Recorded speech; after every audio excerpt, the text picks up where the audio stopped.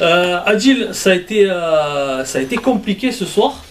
Et j'ai l'impression, tu me dis si je me trompe pas, que la sortie de Quentin Abelin sur blessure, ça a un petit peu défiguré l'équipe. J'ai envie de dire, c'était vraiment compliqué dans le placement, dans la tactique. C'était un coup que tu t'y attendais pas, quoi. Le problème qu'il y a, c'est que là, en termes de centraux, on a plus de centraux, donc on est obligé de réorganiser à chaque fois, de changer un peu les joueurs de poste. Alors c'est vrai que Teddy il commençait à s'habituer un peu à droite et de le changer. Déjà Teddy c'est pas son poste à la base de le mettre piston droit. Pareil, on a perdu Matteo pour 3 matchs, donc on est obligé de s'organiser. On a un effectif qui est un peu juste et forcément, ben voilà, on se réorganise à chaque fois. C'est vrai que cette sortie, elle nous a été dommageable un peu dans le jeu parce que c'est le temps de reprendre les repères, ça a été un peu plus compliqué.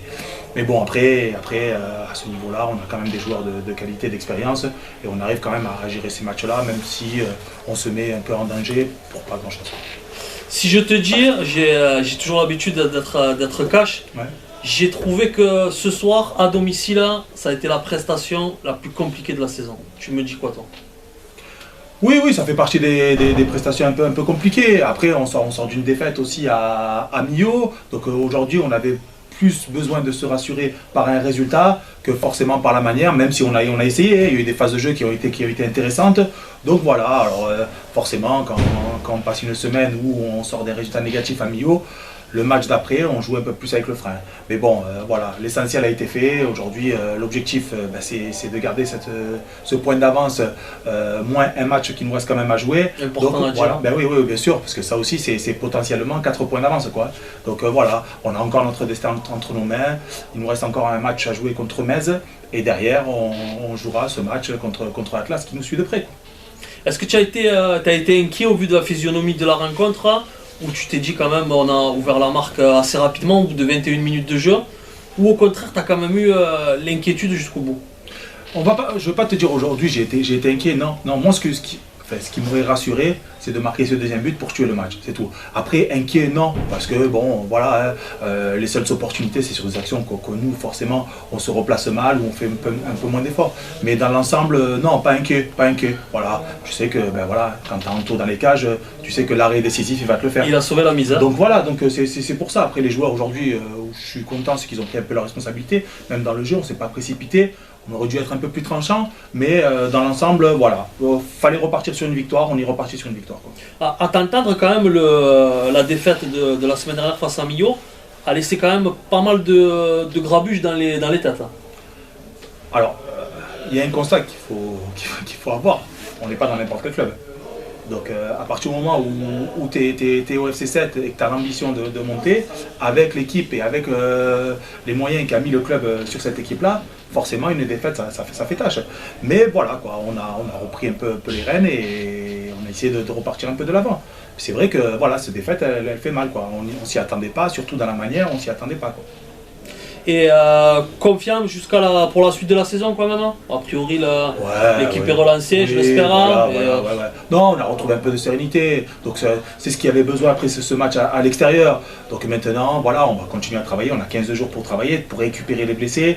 Donc forcément, ça c'est le travail le plus important de récupérer pour le match de Metz dans 15 jours qui va être aussi compliqué que celui-là, mais plus. Et dernière question, tu étais le coach de la réserve en début de saison. Ouais. Est-ce que le maintien de la réserve et même une réserve dans le haut du tableau, c'est primordial pour la vie du club et même pour l'équipe première?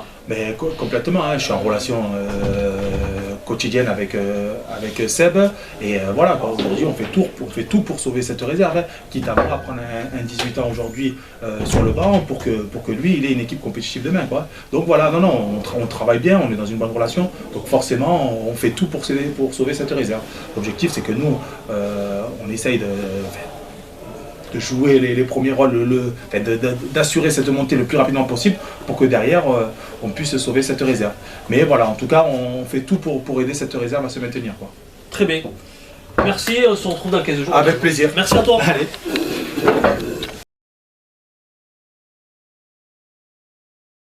Floris, on a discuté juste avant avec le coach et on en a convenu tous les deux, je pense qu'avec toi aussi forcément.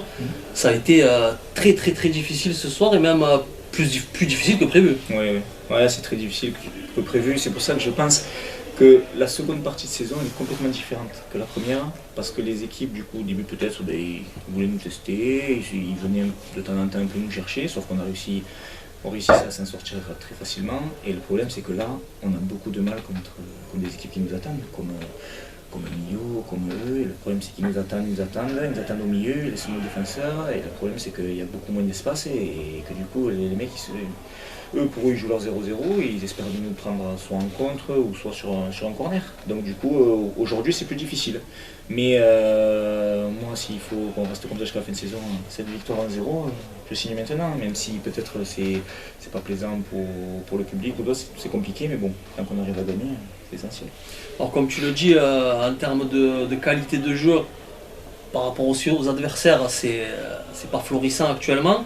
Est-ce que ça t'inquiète pour la suite ou pas du tout? Non, je suis pas du tout inquiet parce que je sais qu'on a montré de belles choses et je sais que contre des équipes, que ce soit de R ou quoi, même si c'est des matchs amicaux, on fait largement la différence, si ce n'est que souvent d'ailleurs les matchs amicaux on les fait gagner. Donc je sais que contre une équipe potentiellement au-dessus de nous, on fera l'affaire, pas de problème, mais c'est toujours plus difficile, je pense, de jouer contre une équipe inférieure. Inconsciemment, on se met au niveau et on tombe dans leur propre jeu à tous les niveaux. Donc du coup, je pense, honnêtement, je ne suis pas inquiet pour la suite. Le seul truc que nous aujourd'hui, c'est prendre les 3 points, retrouver notre avance qu'on avait il y a encore un mois, se rassurer parce que ça fait du bien cette victoire déjà, et continuer ainsi et aller au bout. C'est l'objectif du club et de tous les joueurs. Capitaine du FC7, même en R3, c'est une chose qui te tient à cœur?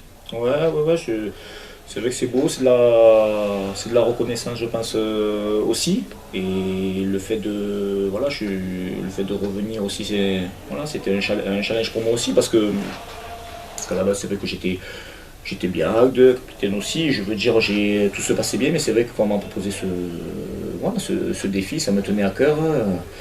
Moi qui ai quitté le club, comme j'ai toujours dit, je l'ai laissé en montée, je l'ai laissé en national, et de le retrouver en R3, c'est vrai que ça me fait mal au cœur en tant que pur sétois. Donc j'espère qu'on va atteindre les objectifs qu'on s'est tous fixés ensemble, remonter petit à petit chaque année, et voilà, et ensuite on sera des jeunes.